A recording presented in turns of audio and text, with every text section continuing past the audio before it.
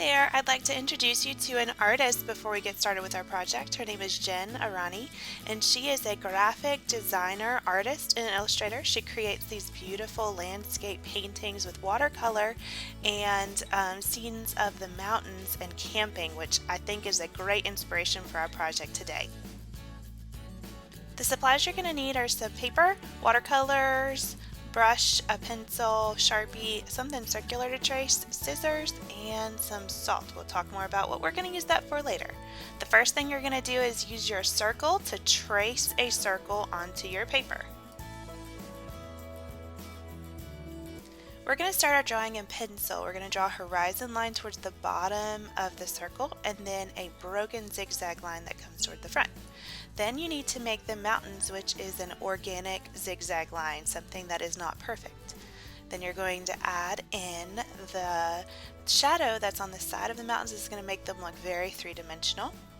You need some vertical lines that are straight up and down. That's what vertical is, and they're going to be bigger towards the bottom of your circle and a little bit smaller towards the back.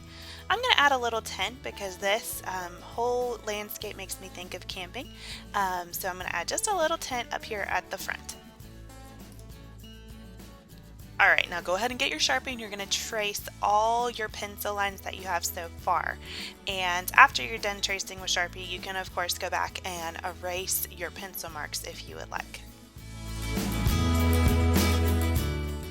Now on my vertical lines, I'm going to create these little trees by making some lines that make the branches. So they're really just, they get a little bit bigger towards the bottom and smaller at the top. They're very organic, but it's a really neat way and simple way to make very realistic looking conifer trees. Those are those evergreen trees. Alright, I'm going to get out my watercolor and some water and a brush, and you can decide what you would like to do with your sky. It can be a warm sunset feel, so those warm reds, oranges, and yellows, or it can be more of a nighttime sky with the dark navies and blues and purples. That's totally up to you. I'm going with a nighttime sky and kind of a galaxy looking sky, so I'm adding in a little bit of black around the edges of my circle, but I'm going to keep my paint off of the bottom part of my landscape. So I'm going to actually leave the mountains and the grass and the trees and everything at the bottom half. I'm going to leave that just as it is, and I'm only painting the sky.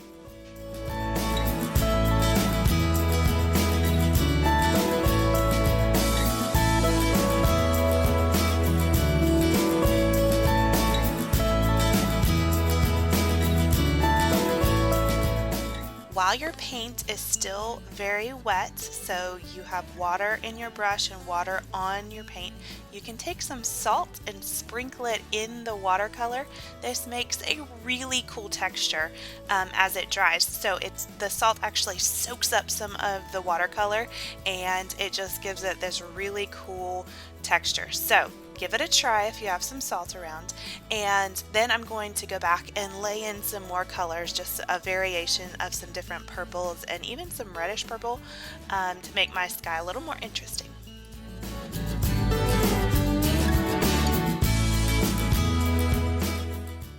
Once you're happy with your beautiful painting, go ahead and let it completely dry. After your painting's dry, you can scrape off the salt into the trash can, and if some of your paint got outside the circle, that's okay.